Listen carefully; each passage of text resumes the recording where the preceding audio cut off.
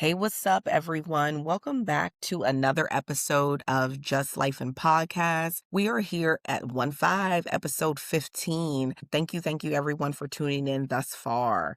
So, real quick, just a quick vibe check. I'm gonna start it off, Kina. I was telling you before we started recording, I feel like this weekend just turned into a sick weekend. My daughter developed a fever. This is day 3 of having her an on and off fever. And for Mm, people who have dealt with sick children, it is a lot. And my daughter is very dramatic. The way she deals with sickness, not to downplay what she's feeling, because I know she doesn't feel good and she's miserable and she's uncomfortable. But then she just adds a little extra sauce on it, though, for sure. So I was saying I can empathize with people who may have had a colicky child, baby, I should say. mhm. That is not easy to deal with that constantly for the colicky parents, because that's like day in and day out, God bless. Because ours Yeah. was just today, and she was just constantly crying, whining, all the things. And I said, oh, like, I'm about to lose my mind, like, I need a break, and it's like we're taking turns, myself and my husband, like, "Okay, you Mm, deal with her, okay, I deal with her, da da da da." So, that was, yeah. I can imagine though from a kid's standpoint, like how frustrating it must be when you're that small because you can't communicate what's wrong with you. You can't say, this hurts or I don't feel good because, and the only, recourse you have is just crying and Yes. fussing and. Yes. Yes. I mean, I feel bad for her. I feel bad for us too. I feel bad for everyone because even Callie said every time she's again, oh, Gigi started again. I was like, listen, that's how I feel too, baby. But either way though, so I'm hoping, God, please, please, please, please, like she breaks this fever. Like I Yeah. said, it's day 3 and just get back to normal. And just real quick, I always help because I know some people are like, oh my God, it's just a fever. And the only reason that we're just more concerned about the fever is because my daughter had Kawasaki disease, which is like inflammation of the blood vessels. And it's more concerning because it does affect the heart. So, the symptoms of that, one of the main symptoms, excuse me, is having like a consistent fever. Although it is on and off, meaning like you can break it only with medicine, but then like it returns basically. So that's the only reason that we just get a little bit more heightened, like, and try to be proactive when it comes to certain things. Cause obviously we're not trying to redo that situation again because it did Mhm. cause her to be hospitalized for a week. And there's a lot of treatments that go into it, a lot of poking, IVs. You're seeing a million doctors and this, that, and the fourth because it's not like super, super common. So that's where that comes from. So I'm like, God, we already know the plan. We're going to break this fever. We're going to get back to normal. Let Mhm. this baby get back healthy again and just all the things. So Amen. that's been like the weekend for us over here. Yeah, that's a lot, friend. Yeah. Yeah. Wow. Yes, but how about you, sweets? I had an amazing weekend. I had Good. a fantastic weekend. I spent all yesterday with a couple of my friends. One went to fashion school and he currently works in the apparel space. And so we Mm, connect on our love of fashion. So he and his husband and I went to an exhibit at the High Museum of Art. It was mm. Victor and Rolf. People may not, if they don't know them from their fashion, they more than likely will know them from their perfume scent Flower Bomb. Okay, okay. And it was just a gorgeous display of their dresses and Mm, just items off the runway, and it was everything. It was mm, everything. mhm, And then we left there and we went over to SCAD. SCAD is the Savannah College of Art and Design. It's obviously an art and design school that's here in Atlanta, and they have their own museum, like a fashion and film museum, and they had an entire exhibit of Andre Leon Talley, okay. who you guys may know from, America's Next Top Model. He was the editor of Mhm, Vogue, very close friends with Anna Wintour, a major giant in the fashion industry. And they had like a lot of his pieces, like his suits, and he was known for wearing these caftans. He had like a lot of caftans and his yeah. bags and very well curated exhibit. So we did both of those, and then we went to this amazing Thai restaurant I had never gone to, even though it was not far from where I used to live. Enjoyed a great meal, Mm, which they treated me to as a late birthday gift, and just had, you know, a great time with them. And then today, me and one of my good friends went to R&B and hip hop bingo at City Winery, and that was a blast as mm. well. Great brunch, good vibes, good music, singing, dancing, cutting up, and then met with another friend after I that love for this. drinks. So I Okay. had a very full weekend of just enjoying my friends, doing things that I love. I don't have any complaints except for the fact that I gotta go to work tomorrow. That part. Yes. Yeah. You and me both. But I'm glad that you had fun though. I'm glad that you Yeah. enjoyed. Yeah. So let's get into this rundown. We got a Okay. few Talk things to to us. discuss. 50 Cent. Oh. 50 Cent now claims that Diddy sent him flowers in Miami. And, you know, 50 Cent posted a picture of the flowers online. And Mhm. many commenters, like a large majority of the commenters, were like, these are funeral flowers. Like, this is a death threat. Lord. They were like, Mhm. watch your back. Like, he's not Mhm. sending you flowers to be funny. He's trying to send a message. And so Mhm. 50's response back was that he is quote unquote 90s grimy and niggas don't warn him. That was his response Mm. online. Okay. Mm. So, Mhm. Mhm. So he you said, know "Do what how. you need to do, Puff. Do what you need to Bas- do." basically. In other news, Netflix has acquired Warner Brothers in a $72 billion deal. Wow. This will add Discovery's film and television studio, as well as streaming platforms and HBO assets to Netflix's portfolio, but it will not include Discovery's cable networks like CNN, TNT, Discovery Channel. Those are not part of the deal. But HBO Max and franchises like Harry Potter and the DC Comics universe are Mm. part of that deal. So that's major, Okay. Okay. major for Netflix. Yeah. Okay. Odell Beckham Jr., or OBJ as some people call him, is under fire for claiming that someone cannot live a lifetime on $100 million 5-year contract. A Mm. lot of people have taken issue with this. However, they're saying that, you know, this is just out of touch. How can you not, Mm. you know, live a lifetime off $100 million? Mhm. But Mhm. he said it can't be done. He says, you know, listen, it's not enough money. People don't really understand, et cetera, et cetera. Mike Epps jumped on to socials and agreed with OBJ and said that, you know, Mm. it's really easier than most people think to lose that kind of money, to blow through $100 million. See, that's the thing. I was gonna say, if he's implying that it's easy to spend $100 million, I do think with certain people's lifestyle, yes, I will agree with that. But when he's saying that it's difficult to live off of $100 million, no, that's bad financial choices, and you have no concept of financial literacy. Like, Mm, if you're getting paid that, are you not going to invest and, diversify your portfolio that and even part. your monies and you know what I mean to create like assets and legacies and things like that. So he sounds very ignorant, that statement. If Mhm. we're talking spending, like I said, I'm sure it can be done because sometimes when you see how these people live life, you can be like, okay, yeah. You know what I mean? But Yeah, yeah. I don't know. Well, he said that regardless, he's gonna be good. He said whether he plays football or not, he's gonna be good for however long his life is, Mhm. whatever. So I'm guessing that he has made some decisions, some smart decisions, hopefully, to extend his money. Right. But you know, that was his stance. And child, they didn't drug this man all Well. up and down the street over it. Oh my god. I can't. I can't. Girl, listen, Mm-mm. rich people problems. That part. Let it be my portion. Mhm. Um, Mhm. Bringing Diddy back into the conversation. So, you know, this Diddy documentary, we talked about this before on Netflix, produced by 50 Cent, his arch enemy. So Mhm, in this documentary, apparently Kirk Burrows, who we had talked about was the co-founder of Bad Boy with Diddy, had mhm, claimed that although Diddy had vowed to use his own money to give Biggie this grand funeral send-off, that in mhm, actuality he had used Biggie's own money for it.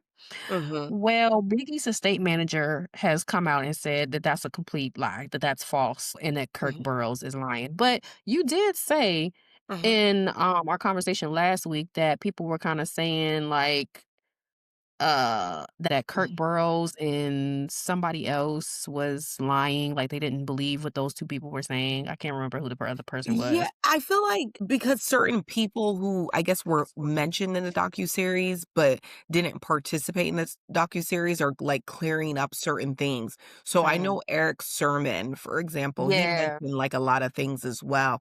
But then you see like Misa Hilton is saying certain things like, no, that's actually not how it, completely played out. You know what I mean? And then, like you Mhm. said, with this gentleman, Kirk Burrows, but then the person who's been managing the estate, he's like, "No, but that's actually not how it got played out." But I feel like it turns into one of those things like she said, he said, because like now you don't know what to believe. You know what I Exactly. mean? Because you don't know what people's intentions are, what the motives are. Are they saying it for their own financial gain? Are you saying it because you're one of the people that Diddy effed over? Or, whatever. Or did Mhm. he threaten you and you feel like, okay, let me say this so he don't threaten me? I don't even know. At this juncture, if Diddy is still threatening people when you behind there, you have big issues. I will hope that this has humbles you and calms your body. And if you do ever come out, I hope you do things differently. And he has to move to another country also because I just don't see him living a quality life here. And I could be wrong. Mm. I could be wrong, you know what I Mhm. mean? But I just don't see it because the docuseries, I feel like the most thing that seems like people are mad about is that it's implied that he may have had something to do with Biggie and Pac's deaths. That's what it Mhm. seems like, you know what I mean? Because he knew this person and da da da da da, whatever, whatever. I don't know. I don't know. Yeah, yeah. I don't know either, but listen, it's possible that he's still the same person if he didn't sent them funeral flowers to 50. So, Yeah, yeah. I said between them, let them send funeral flowers, send wedding flowers. I don't even care because they both be petty with I don't listen. That one is too much for me because I guess like for me, I just can't get past like y'all are grown Mhm. and you still acting like this. Like what is happening? Very Grown childish.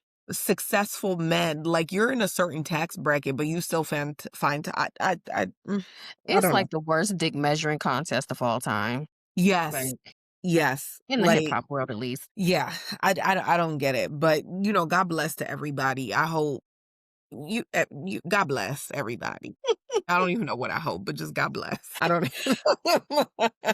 Yeah. Now, the New York Times has filed a lawsuit against Defense Secretary Pete Hegseth over a new Pentagon media policy.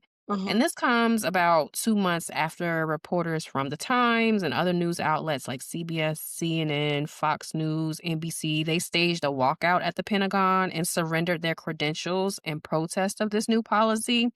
Basically, this new policy requires reporters to seek approval before publishing information.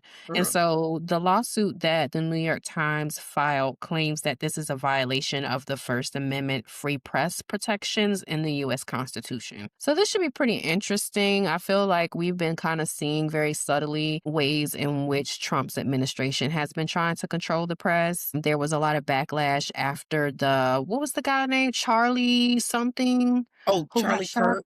Yes, after Mhm. Charlie Kirk passed, and remember the late night talk show host, they suspended him for Oh, not Jimmy Kimmel. saying Uh-huh, uh-huh, yes, for not mhm, saying a certain script that the White House wanted put out there. And Trump has made comments about the FCC should pull, certain networks off the air and stuff like that. So been something boiling where they're trying to really put their tentacles into the press, which is mhm, very concerning because if we look at countries that have dictatorships, what is one of the things that they control? It's the press to yeah, put out propaganda and things like that and control what mainstream people are able to see and ingest. And so they get to skew things in a certain perspective. So I am interested to see how this plays out. I'm so glad that it is the New York Times doing it, such a major heavyweight mhm.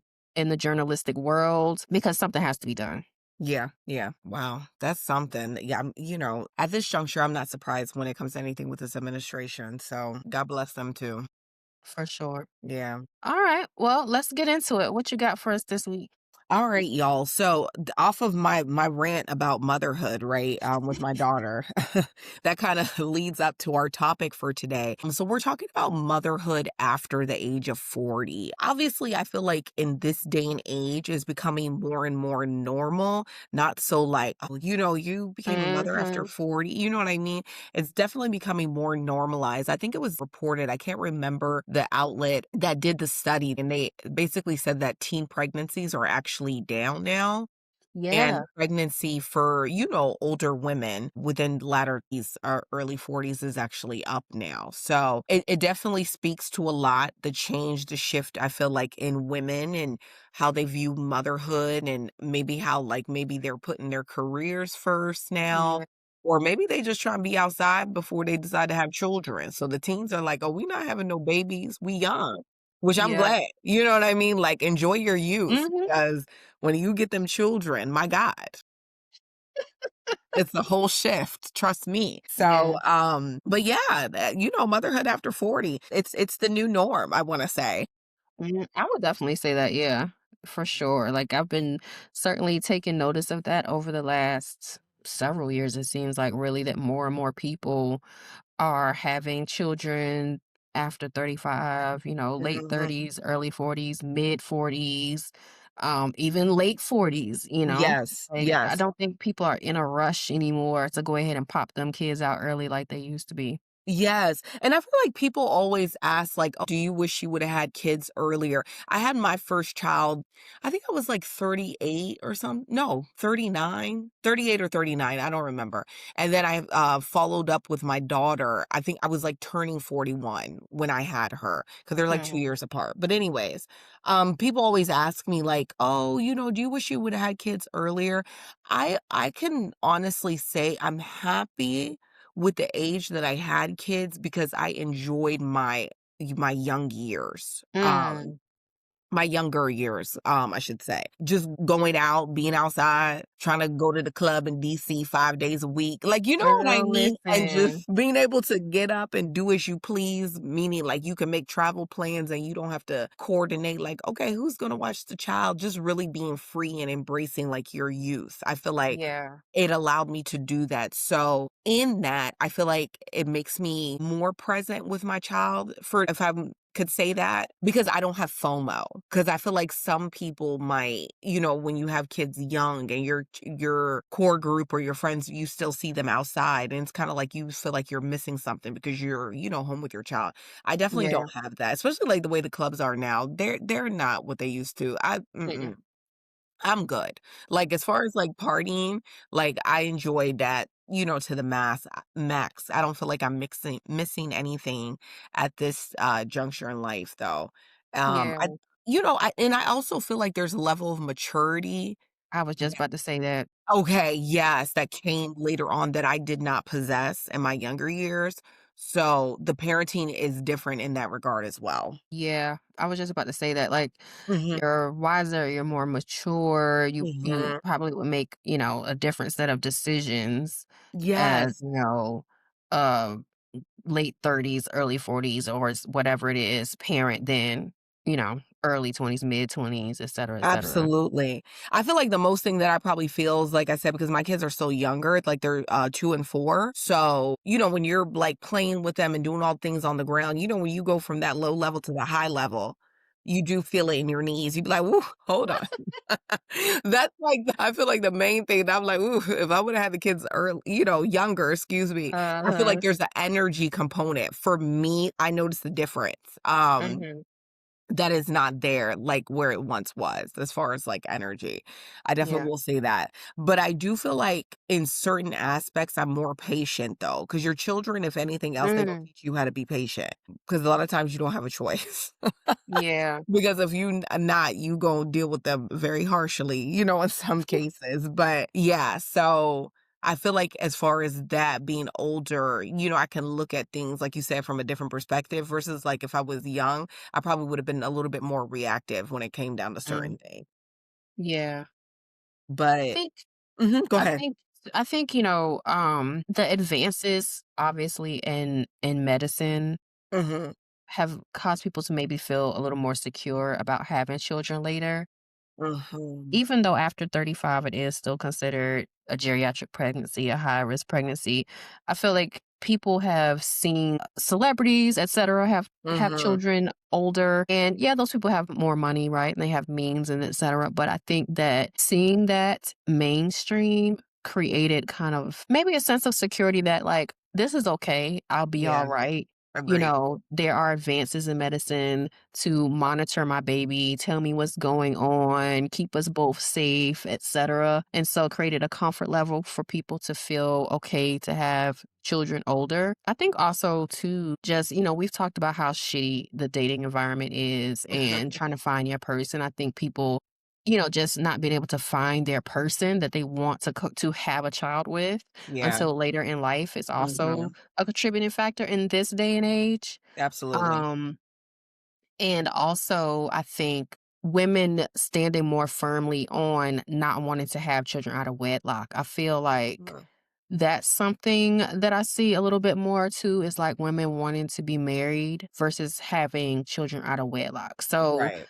I mean, there's several factors I think to this over 40 thing, but the stigma behind having Mhm. children older, I think, is not there like it used to be. Yes, yes, that I definitely agree because I know for me, like I said, like getting pregnant, like I would always go to my appointments. Like my coworker, we were pregnant at the same time. I'll give you an example. And I was telling her like, "Oh, I have to see my OB doctor, in the office for like a visit, but then I also go to the hospital." And she's like, "Why do you go to both places?" I'm like, "Girl, cuz I'm old. What you think?"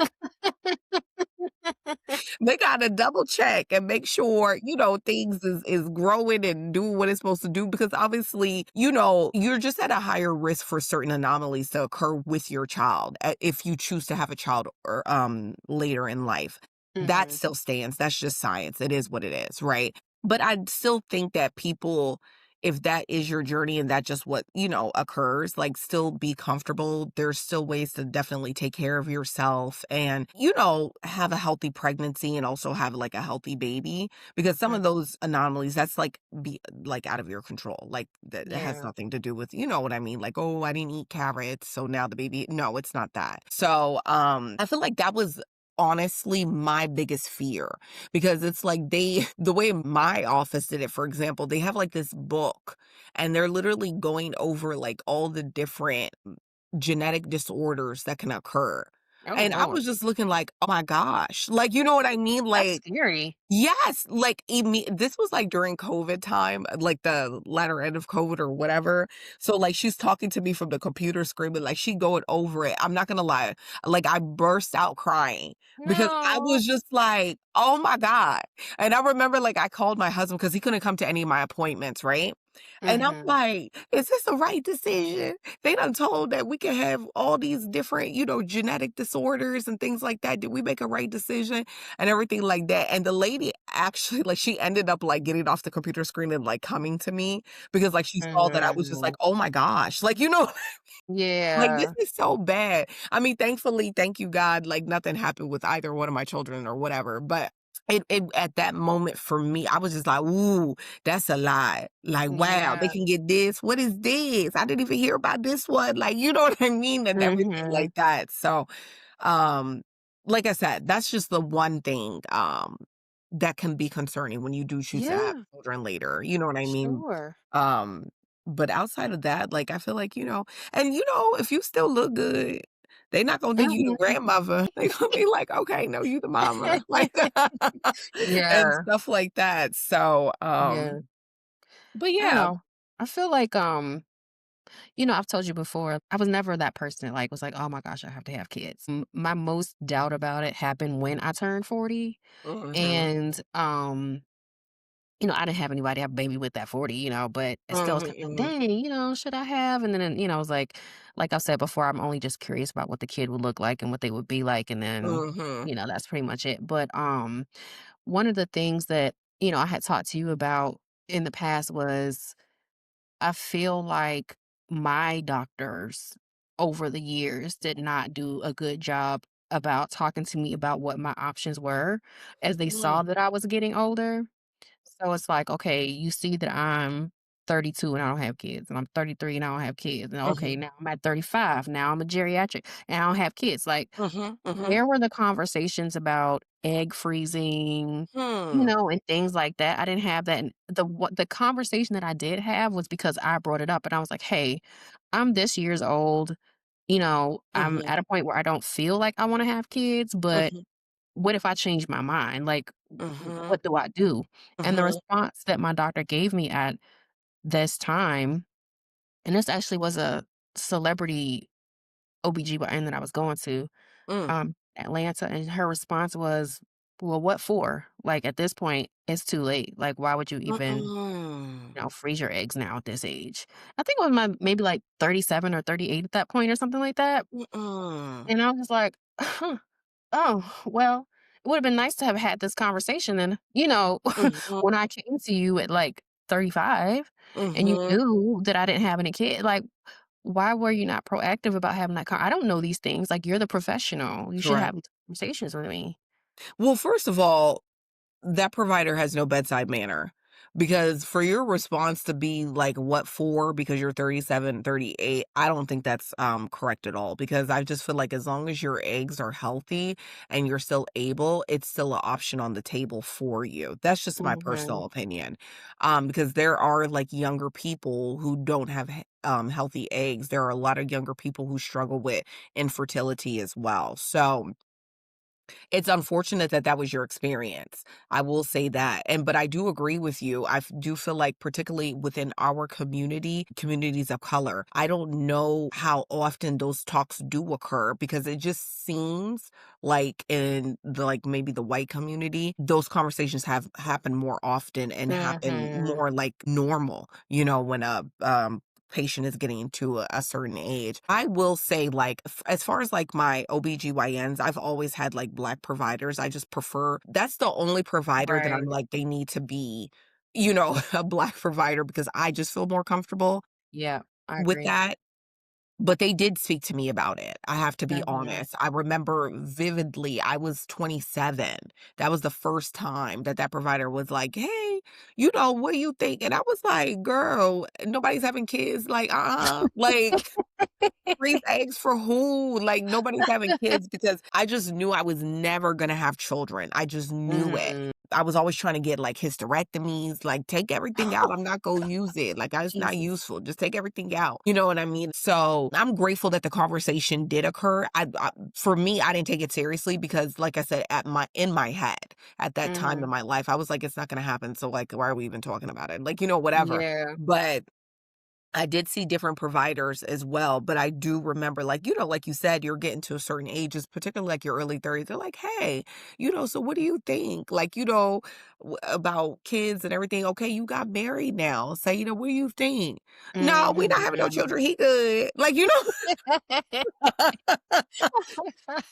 but, I'm just grateful, like, when it was time, you know, um, it happened, like, Mhm. obviously, it was healthy or whatever, and, here we are. But, yeah, but I do agree, like, it is a conversation that should happen. It seems, and I could be wrong, that the conversation is happening more often now, because I guess providers are also seeing the shift in the age, that women are choosing to bear children now as well. Yeah, because it's better to freeze your eggs when you're younger, and Mhm. have those healthier younger eggs with less possibility of Yeah. issues, and that's kind of what I was thinking when I was asking that question because I'm definitely that person that was like, okay, I know as I'm getting older, there's a risk of complications and things like that, but I'm also that person's like, I don't want to take the risk. So I Mhm. know they say you can get like an amniocentesis to test the baby for things, Mhm. find out what's going on, but then that can also cause miscarriage, and so a lot of women don't do it. But Mhm. I was that person who was like, "I'm gonna do it anyway because I need to know what's going on because now I'm in this Mhm. position because I'm using these old ass eggs Right. because providers didn't have me freeze them when I was 34." Like, Right. That's real though. That's real. No, I get it. I get it. Yeah, and like you said, that procedure alone, after when they tell you that, I opt actually not to get it. I was one of the ones I did not get. Like you said, I was like, miscarriage, like, hello? At my old age, I can't Mhm. be having too many miscarriage now. Like, I'm at what age? You know what I mean? I'm like, no, just do the blood test just to find out what's what. So, the one thing I will say also, something I didn't know is that you do have a higher occurrence of miscarriages after age 40. And that's something I did not know because like I said, when I had my son, it was before age 40. But then when we went for number two, we did have two losses. And in my head, I was just like, what is the issue? Because it was never an issue before, Yeah. when we tried and everything like that. And I remember talking to my doctor, and then when she was telling me that, I said, "Oh my gosh, I didn't know that." I said, "Had I had known that, I wouldn't have tried to conceive." Because, I was telling her, like, just tell me straight. If the shop is not working, if it need to close, it's fine. Like, we got our wine, it's cool because I'm not built to be dealing with multiple losses. It's a lot. You know what I mean? And Yeah. I know some women endure, and God bless, because that is no easy feat, like at all. So, but she was just like, no, you're healthy. They do all the tests and everything like that. And then they ended up giving me the progesterone hormone to be taking. And then as soon as I Mhm. started that, boom, here we are with Fat Mama. Apparently Yeah. that helps with people who do suffer from miscarriages. For some people, obviously this is not, for everybody. For some people that does help. So just FYI. So if people are listening and if you are dealing with something, like Keena said, like her provider didn't say something, if you hear something that catches your ear, that pushes you to speak to your provider, maybe you heard something, please do, because sometimes, like Hina said, they don't volunteer all the information that you need, and if you don't know, you're not going to know what to pull out of them, if that makes sense, because not providers are cut the same in that regard. I'm thankful for mine. I love my provider. She is excellent, the best in the world. I'm not even going to say her name because I don't want her to get inundated with too many patients and not be able to see me, but I love her. Yeah, I definitely fired my celebrity provider, who was a Black woman. I'm with Mm, you on that, that it needed to be a Black woman. mhm, That wasn't originally always the way that I started out, but now all of my providers in general, if I can get a person of color, particularly a Black person, I do that. But I'm very happy with my provider now. She asks a lot of questions. She makes sure that I understand, that I feel good about what's going on with my care. And I mhm, feel like if I had had her from the get go, mm, maybe things would have been different. Because I came to Atlanta at 35, so I feel like if I wanted to go ahead and pursue that option, I still mhm, was at an age where I think maybe even though I was still geriatric at that time, that I had a mhm, better chance of doing it, mhm. than when I finally had that conversation at, like, 37, 38. But everything happens for a reason. Absolutely, absolutely. I mean, I would wrap it up by saying, like, for me, motherhood after 40 is good. There's pros and cons, but I feel like there's pros and cons to anything, whether I had the baby at Mhm. 20 or 30 or, now 40, whatever. But I feel like we're enjoying it now. We don't want any more kids, especially my husband. Like, he's like, this is it. So, but it's a blessing. I'm grateful for what, we've been gifted with. But we always say this on the podcast, you need to see what fits for your life and your journey and your health and your family or your partner, Mhm. whatever that looks like, and go for it. Because I generally do feel like kids are a blessing. I cannot even picture my life without them now because now I'm so used to them. So I'm like, I don't even know what it would be like if they weren't even here. So, but to each their own, because there's some cool aunties out there too, Yeah. that take the kids and send them right back on their way. So and that's always the godmothers, godparents, so that's all good as well, so Yeah. but for me, it's been Yeah. a plus, though. Yeah, I would say that. That's good. Okay, ladies, so that wraps up our topic, motherhood after 40. If we have any mothers out there who are thinking to conceive or have already children after 40, would love to hear your thoughts, just to chime in, just so we can compare stories, how these toddlers are making our life crazy, or maybe not. So we're going to roll right into our next segment, Inbox Unlocked. So this week's listener question is, I have a family member who's very critical of any choices. How do I handle their comments without taking it personally? Okay, my first question, are they Nigerian? No. That's No. good. That's good. I say that, like, jokingly, but then, like, really, like, for real as well, and the only reason why I say that because, like, for me, I'm not a sensitive person, so let me just say that, and I know, like, certain things that family members may say to me. I'm not gonna necessarily take it to heart because maybe I'm used to it as well, Mhm. just the way their mouths work, they tend to be mouth they slick, they, like, say smart stuff, whatever, whatever. So I'm not gonna take it to heart, but somebody else might. That's like the only thing because I'll even share stories, for example, even with one of my coworkers, and she being so in awe, like, "Oh my God, your mom said that to you?" I'd be like, "Yeah, girl." And she'd be like, "Oh my God, my mom would never." I'm like, "Ooh, okay. No, my mom, like, she doesn't care." I can even give you an example real quick as we talk about motherhood. I had my son. I had a C-section, right? Both my kids was a C-section. And so it was like 3 or 4 days. It was 3 days after I delivered, and it was like Mother's Day. So we had a brunch upstairs, da da da, whatever. And I remember I came upstairs, and the first thing my aunt said to me was like, "Mm-mm, why is your belly big? Are you not wrapping your belly? Or are you still pregnant? What is this?" 3 days later.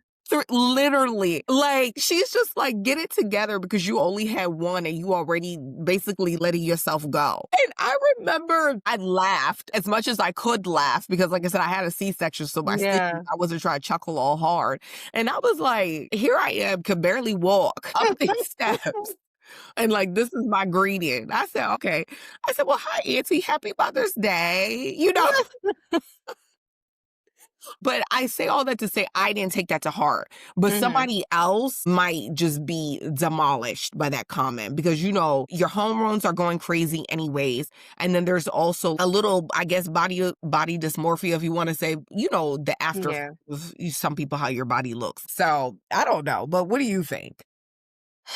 Um, well, assuming that this is not a Nigerian family, uh, there are 2 ways that you can handle it. Mhm, One, you could fire back, right? But mhm, I'm assuming by this person's comment saying that, they don't want to take it personally. I'm guessing that's not the route that they want to go. Although some people need to receive back what they give because some people mhm, condition and they can't take it. So mhm, you want to mhm, go, let's go. But that could be the Scorpio in me because, we can take it to hell with you. Um, mhm, mhm, mhm, mhm, um, or you could just be, I'll say, the bigger person, if you will, and kinda just let mhm, the person know straight up, like, "Listen, I feel like you're very critical of me. I don't know mhm, what it is, I don't know why, but it's like you've made XYZ comments, and I don't like that. I don't like the way it makes me feel. This is not constructive. It's not mhm. doing anything for me. I don't appreciate it, and I would like you to stop." Right, right. I think that's fair, definitely. Especially like clearly it's bothering you. So Mhm, you have to speak because it is bothering you. If you don't have that type of where you can be like, that's just how my family is. You know what I mean? Like you can mhm, let it roll off of your back, then whatever. But if it clearly you're internalizing it, it's bothering you. So you have to say something. And then hopefully the behavior changes. If it's yeah. anybody in my family, the behavior is not going to change. So good luck with that. Yeah, I mean, culturally, I can get down with it because my ex of 10 years was Nigerian. And Hmm. I learned by fire with his mother as well. Like, I ain't seen her in months, and I come in the garage, and the first thing she says is, "Oh, you gained weight?" Right. Like, "Oh, hey, nice to see you after 6 months." So I get that. Right. I definitely get that, but, I just feel like sometimes just letting things roll off your back enables people. It's bad behavior Yes, because you're that's not true. addressing it, so they feel like it's okay to continue to abuse you. That's true. That is true, though. That is definitely true. Yeah, yeah. So I will still go with, like you said already, speak on it. Have Mhm. a conversation, be respectful, whatever that looks like, depending on their Yeah, age. If they're your age, then go toe to toe with them. But if it's an older person, then say it respectfully, and then hopefully, like I said, the behavior is changed, and they understand that it is something that truly bothers you. yeah. I think Alright, that's I think that's perfect. a good one. I think that's solid advice. There you go. Everybody watch what you say it to folks. You can't just be out here saying what you want. Yeah, right, and To if you people. say it's slick stuff, be prepared to get it back because not everybody is gonna be so nice. Yes, yes, that's that right there. Mhm. Okay, you guys, let's wrap it up. Mindset reset. So here we go. What falls apart during this time was already unstable. What comes back was never truly gone. What gets delayed is being redirected. Trust the process. The universe is rearranging things in your favor, even when it doesn't feel like it. Sometimes you don't fit in with the crowd because you belong on the stage. Thank you, everyone. That wraps up episode 15. Once again, thanks for chilling with us. And please continue to tune in and support. You doing laundry, whether you exercising, cooking, in the shower, have some downtime. Please listen to the podcast support. We definitely appreciate all the love. We are available on all major platforms from Spotify, Apple, all those people. Wherever you listen to your podcast, we are available. Please send your questions. You know our email. You can be anonymous at Linktree, and the email is justlifeandpodcast@gmail.com. Instagram, hit us up there. Please engage in the comments. Who else? YouTube. Please like, subscribe. Once again, put comments. I think I covered everything. You know the ending. We appreciate all the love. We love doing this. I hope it's solid content. I hope you guys are enjoying. And then I also wanted to say, since this is episode 15, if there's any topics that you guys want us to discuss, we have our list of topics, I would love to hear if there's anything that you guys would like to hear our thoughts or opinions on. I think that would be really cool as well. But Yeah. And also, before we go, we have to let them know, right, that yes, we are going to be gone for 2 weeks for the Christmas break. yes, yes, So, there will yes. be no episodes dropped on Christmas Eve, which is December 24th, or New Year's Eve, December 31st. We will be coming back in the new year. Yes, yes. So everybody have a sweet December. I hope the new year is gonna be bigger and brighter and just all good things. Kina, don't say anything. 2026 is gonna be good because I already know what you're gonna say. It's gonna be a shitty year. Don't say that. 2026 is gonna be good for everybody. So we will definitely be tuning in 2026, bringing you fresh content. Mhm. Happy holidays, everybody. Be safe. Enjoy. Take care.